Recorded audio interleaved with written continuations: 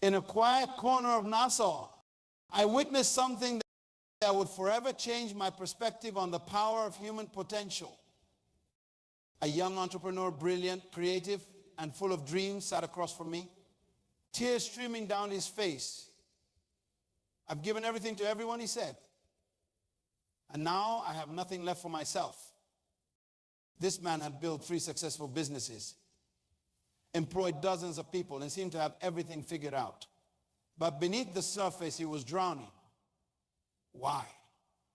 Because he had fallen into the trap that many successful people fall into, the trap of indiscriminate helping.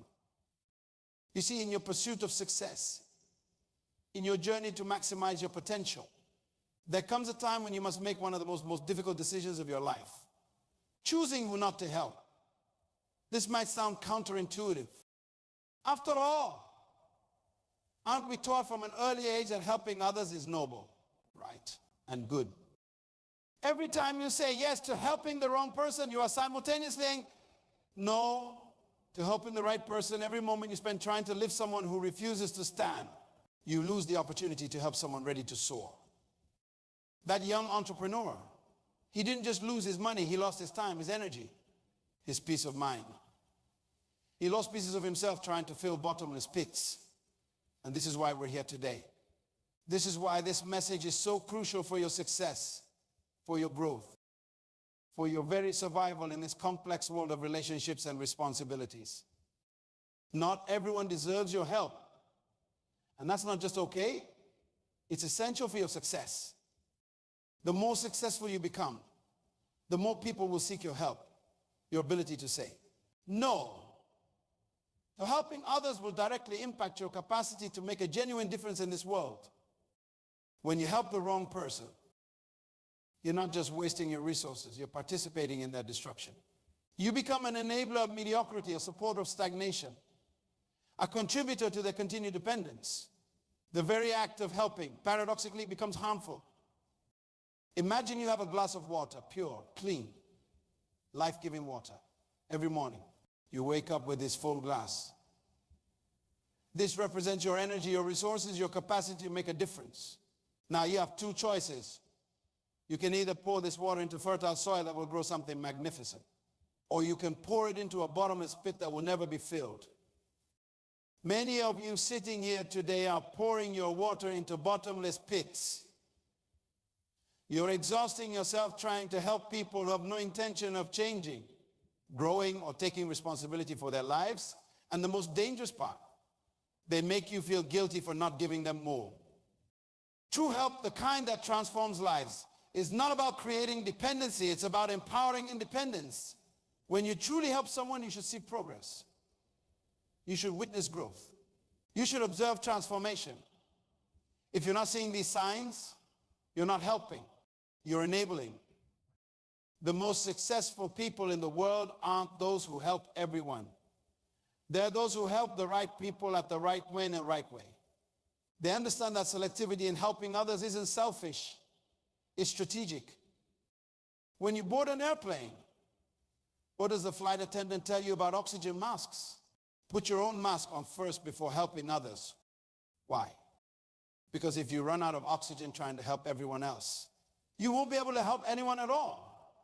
This isn't selfishness, this is wisdom. The responsibility of choosing who to help is perhaps one of the most crucial decisions you'll make in your journey towards success. This choice will determine not just your effectiveness, but your very survival in the arena of achievement. Now look at life right now. How many people are you trying to help who show no signs of progress? How many times have you emptied your glass into barren soil? How often have you sacrificed your growth trying to drag someone else toward their potential? To make the biggest impact, you must be selective about who you help. To create the most significant change, you must sometimes withhold your assistance. To empower others most effectively, you must first empower yourself to say no.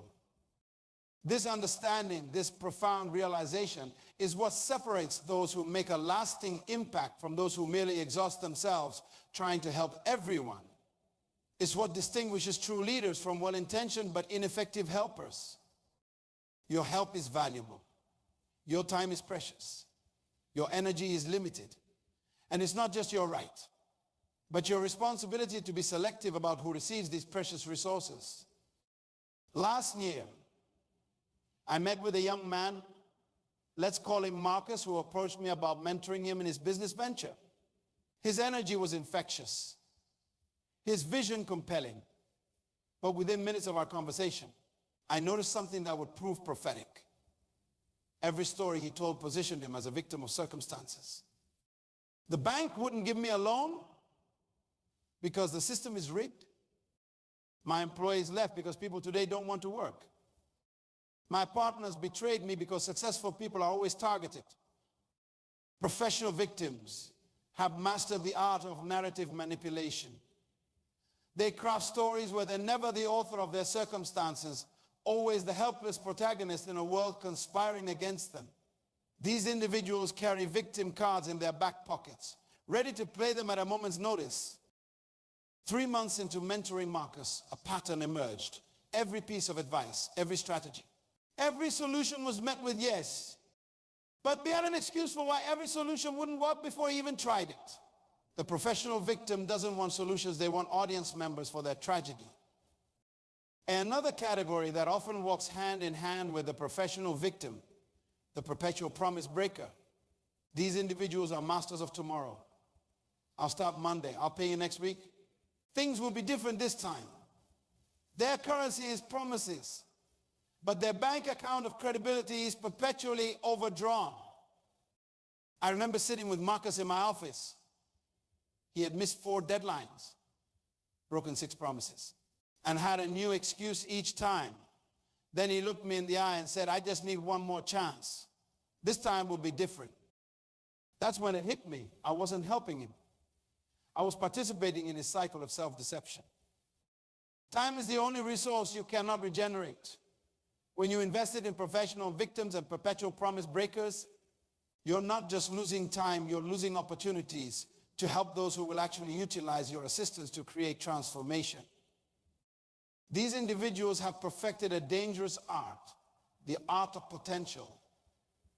They're experts at showing you glimpses of what could be, just enough to keep you invested in their story. They're sophisticated in their approach, making you feel like you're the only one who understands them, the only one who can help them break through. You cannot help someone who has mastered the art of remaining helpless. You cannot elevate someone who has perfected the craft of making promises they never intend to keep. The professional victim and the perpetual promise breaker share a common trait. They're both committed to maintaining their current state while creating the illusion of wanting change. They're not interested in transformation. They're interested in transaction. They want your resources, your time, your energy. But they're not willing to do the work required for genuine change. Learn to identify these patterns early. When someone's story consistently positions them as powerless. When their promises become a revolving door of disappointment. When their potential becomes a perpetual tease. Step back. Your help isn't helping. Remember Marcus. The last time I saw him, he was telling the same stories, making the same promises, playing the same victim role, just with a new audience. The only difference, I was no longer in that audience. Your time, your energy, your resources, these are sacred investments in the future of others. Don't waste them on those who have mastered the art of remaining stuck while blaming the world for their situation. Reserve them for those who demonstrate through actions, not words, their commitment to transformation. The moment you stop investing in professional victims and perpetual promise breaks is the moment you free yourself to help those who are genuinely ready for change. This isn't about being harsh. It's about being wise. With a limited time, you have to make a difference in this world. 10 years ago, I encountered Nora in my organization. Brilliant mind, exceptional qualifications, impeccable resume. But within 3 months, something strange began happening in our most successful department. Productivity dropped. Innovation stalled. Team meetings became tension-filled spaces. Nora was what I now recognize as an emotional vampire. Every morning she arrived with a new crisis, a new drama, a new emotional emergency that demanded everyone's attention. She didn't just have bad days. She collected them, curated them, and distributed them to everyone around her. In any room, emotional vibes don't just take up space, they consume oxygen. They feed on attention, drama, and the emotional energy of others. They enter a space carrying their emotional baggage and insist that everyone help them carry it. I remember one particularly successful project meeting. The team had just secured a major breakthrough. Spirits were high. Momentum was building. Then Nora spoke. Well, I don't want to be negative, but what followed was a masterclass in energy drainage. She didn't just criticize the achievement, she questioned the motivation, doubted the sustainability, and planted seeds of fear about future challenges. This brings us to our fourth category, the chronic critics. These individuals have earned PhDs in fault finding. They don't offer solutions, they specialize in identifying problems. They don't build, they break down. They don't lift, they lower. Criticism and discernment are not the same thing. A discerning person identifies problems to solve them. A chronic critic identifies problems to magnify them. One is constructive, the other is destructive. In our organization, we tracked energy levels before and after certain team interactions. The pattern was undeniable. After 10 minutes with an emotional vampire and panic critic, even our most motivated team members showed signs of energy depletion. Creativity dropped. Problem-solving abilities diminished. Vision became clouded. Success isn't just about strategy. It's about energy. Your ability to maintain and protect your emotional and mental energy will determine your capacity to achieve greatness. When you allow emotional vampires and chronic critics into your inner circle, you're not just risking your peace, you're compromising your potential. What happened with Nora? After 6 months, I called her into my office. The conversation was difficult but necessary. Nora, I said, you're incredibly talented, but your presence in this organization is like a black hole. It's consuming all the light around it. She responded with what emotional vampires do best: a new crisis, a new drama, a new reason why she was a victim. That day, I made a decision that transformed our organization. I stopped helping those who use their pain as power. I stopped investing in individuals who criticize without contributing. The result, within weeks, the atmosphere shifted. Innovation returned. Productivity soared. The light came back. In your journey towards success, you'll encounter people who have mastered the art of emotional manipulation. They will make you feel responsible for their emotional well-being. They'll disguise their criticism as concern. They'll present their negativity as wisdom. Your responsibility is not to heal them. Your responsibility is to protect your energy and the energy of those committed to growth. This isn't about being unkind. It's about being wise. It's about recognizing that some people aren't looking for solutions. They're looking for audiences to their perpetual drama. The moment you stop allowing emotional vampires and chronic critics to feed on your energy is the moment yourself to invest that energy in those who will use it to create, to build, to grow. This isn't selfish, it's strategic. It's not cruel, it's crucial for your success and the success of those around you. Your energy is your most precious resource. Guard it, protect it, invest it wisely. Because in the end, your ability to achieve greatness will be directly proportional to your ability to manage and direct your emotional and mental energy toward what truly matters. Let me share something that happened in my consulting firm that will open your eyes to a devastating reality. We partnered with an entrepreneur, David, who presented himself as a visionary leader in the tech industry. The numbers looked promising, his track record seemed impressive, and his vision aligned perfectly with our goals. 6 months into the partnership, we discovered something disturbing. Projects weren't just failing, they were evaporating. Money wasn't just missing, it was being redirected. But here's what makes this story powerful. Every time we confronted David, he had mastered the art of dodging responsibility. The market conditions changed. My team didn't execute properly. The clients changed their requirements. The economy is unstable. Responsibility dodgers are masters of deflection. They navigate through life like water on a hot surface, never staying in one place long enough to be held accountable. They've perfected the art of explaining why nothing is ever their fault, why they're never the source of the problem, why they can never be held responsible for the outcomes. There's something even more dangerous that often accompanies the responsibility dodger, the truth twister. These individuals don't just bend reality, they create their own version of it. They don't just avoid responsibility, they reconstruct events to ensure they're always painted in the best possible light. I remember sitting in a crucial meeting where David was explaining why a major project had failed. As he spoke, I witnessed something remarkable. He wasn't just avoiding responsibility. He was actively rewriting history. Small discrepancies became major obstacles. Minor miscommunications became catastrophic breakdowns. His narrative was so compelling that for a moment, even I, who knew the truth, almost believed him. Integrity isn't a part-time value. You cannot be partially honest any more than you can be partially pregnant. When you help someone who consistently dodges responsibility and twists truth, you become an unwitting participant in their deception. The partnership with David taught us something profound.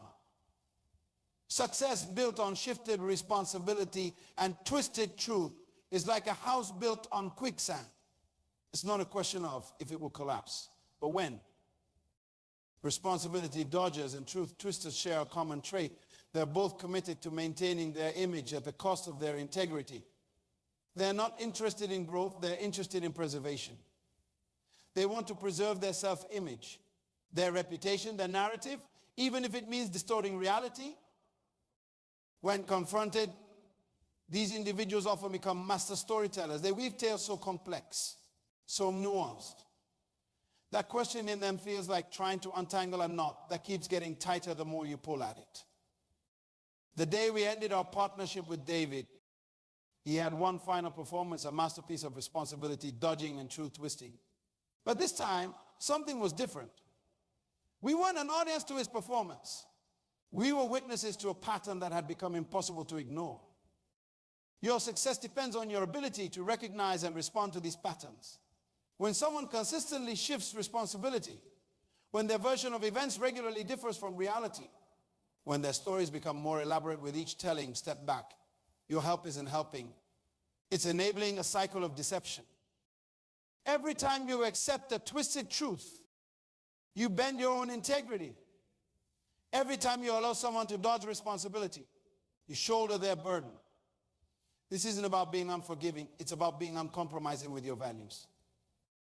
The moment you stop investing in responsibility, dodgers, and truth twisters is the moment you create space for those who embrace accountability and honor truth. This isn't about judgment, it's about discernment.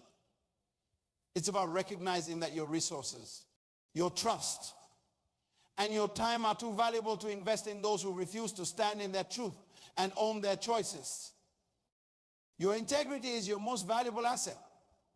Guard it, protect it, and most importantly, never compromise it by enabling those who make a habit of dodging responsibility and twisting truth. Let me take you back to a defining moment in my journey as a mentor. A young woman, we'll call her Lisa, approached me after one of my leadership seminars. Her first words weren't, "How can I learn?" or "What should I do?" Instead, she declared, "You have to help me. You owe it to those of us who are trying to succeed." This encounter crystallized something I'd observed over decades of working with aspiring leaders. Some people don't request help, they demand it. They don't seek guidance, they expect it as their birthright. These are the entitled demanders, and their approach to success is fundamentally flawed. Entitled demanders operate from a dangerous premise that the world, and specifically successful people, owe them something. They don't view help as a privilege to be earned, but as a right to be claimed. They don't ask, they insist. They don't appreciate, they expect. Lisa attended every seminar, but there was something peculiar about her presence. She demanded front row seats. She insisted on extra time. She expected special treatment. But most tellingly, she refused to do the work. This brings us to our 8th category, the growth resistors. Growth resistors want the outcome without the process.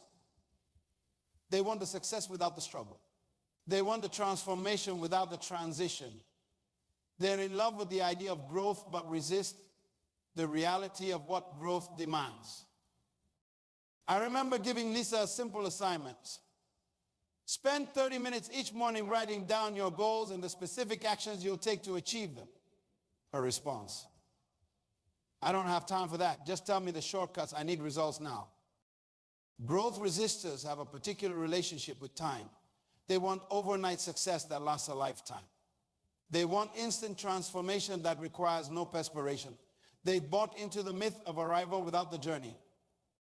When you combine entitled demander with a growth resistor, you create something remarkable. A person who demands success while simultaneously resisting the very process that creates it, they want the harvest without planting any seeds. One day, Lisa burst into my office, frustrated and angry. I've been coming to your seminars for 6 months. She said, but nothing's changing. You're not giving me what I need. That's when I share something powerful with her. Change isn't something you demand, it's something you earn. Growth isn't something you're entitled to, it's something you work for. The entitled demander and the growth resistor share a common delusion. They believe that their desire for success automatically qualifies them for it. They confuse wanting with earning. They mistake attendance for achievement. Growth is not a gift that can be demanded. It's a process that must be embraced. Success is not an inheritance to be claimed. It's a harvest to be cultivated. Your responsibility in dealing with entitled demanders and growth resistors is not to meet their demands or cushion their resistance. Your responsibility is to maintain the integrity of the growth process. Because when you compromise that process to accommodate their demands, you rob them of the very thing they need most, the opportunity to earn their transformation. Remember Lisa?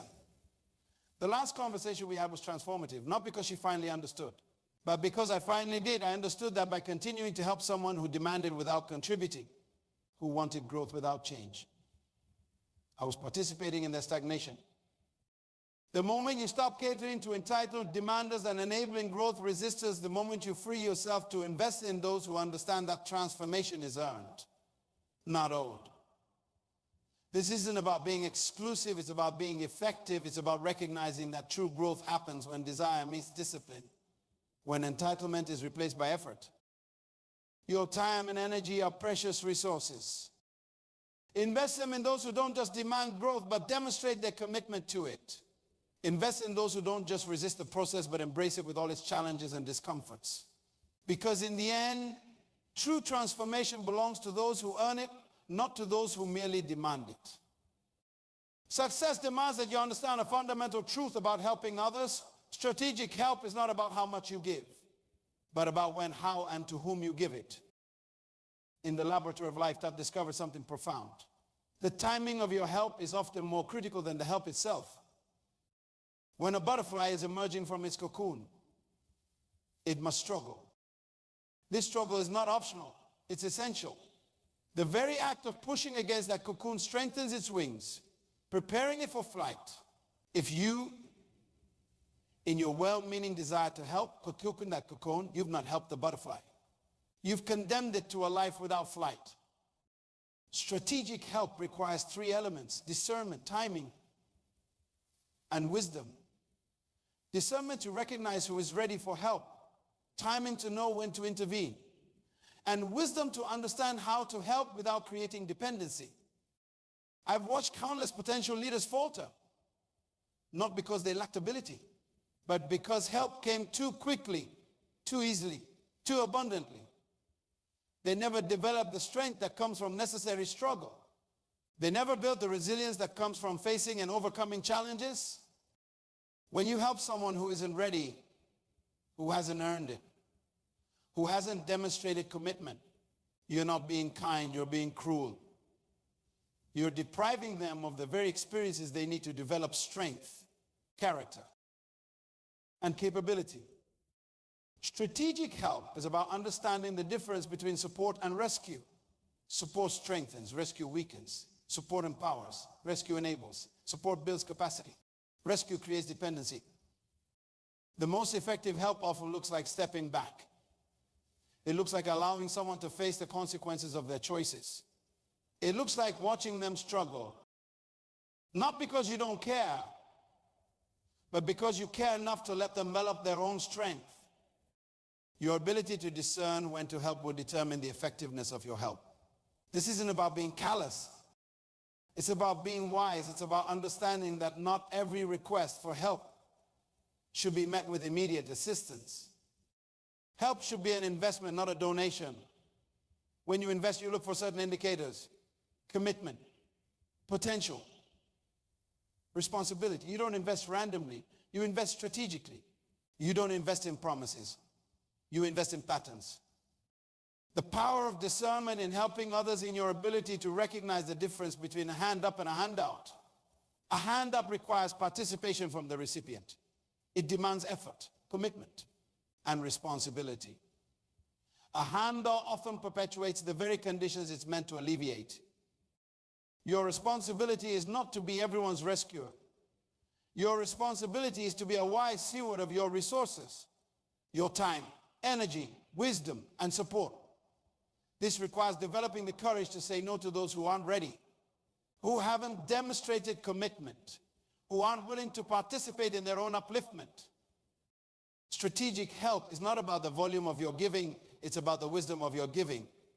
It's not about how many people you help, it's about how effectively you help them. It's not about being available to everyone, it's about being effective with those who are ready. The moment you embrace the principle of strategic help is the moment you multiply your impact. Because when you help strategically, you don't just assist individuals, you catalyze transformation. You don't just solve problems, you develop problem solvers. You don't just lift people, you teach them to soar. Success leaves clues. And one of the most powerful clues I've discovered is the ability to identify worthy investments of your time and energy. Let me share something that will transform your approach to helping others and building authentic relationships. Picture for a moment two gardens. The first garden has rich soil, proper drainage, and the right conditions for growth. The second has depleted soil, poor drainage, and hostile conditions, no matter how skilled the gardener, no matter how quality the seeds. The second garden will struggle to produce results. Your time and energy are like those precious seeds. The question becomes, which garden are you planting in? Let me show you how to identify the fertile soil of worthy investments. The first indicator is response to feedback. When you offer constructive guidance to someone, watch carefully. Do they become defensive? Do they make excuses, or do they lean in? Take notes, ask questions, and most importantly, take action. I remember working with a young leader who approached me for mentorship. After our first meeting, I gave him 3 specific actions to implement. When we met again, not only had he implemented all 3, he had documented the results, analyzed the outcomes, and prepared questions about how to improve further. That's fertile soil. Worthy investments of your time share common characteristics. They demonstrate initiative before asking for help. They respect your time by being prepared. They take action on advice given. They show up consistently, not just when they need something. They contribute to relationships, not just extract from them. Building authentic relationships goes beyond these surface indicators. You must learn to recognize the difference between transactional connections and transformational relationships. Transactional connections are like vending machines. People put in what they think they need to get what they want. They maintain the relationship only as long as they're getting something out of it. They measure the relationship's value by what they receive. Transformational relationships, however, are like gardens. They require consistent cultivation, patience, and mutual investment. They're built on reciprocity, not just exchange.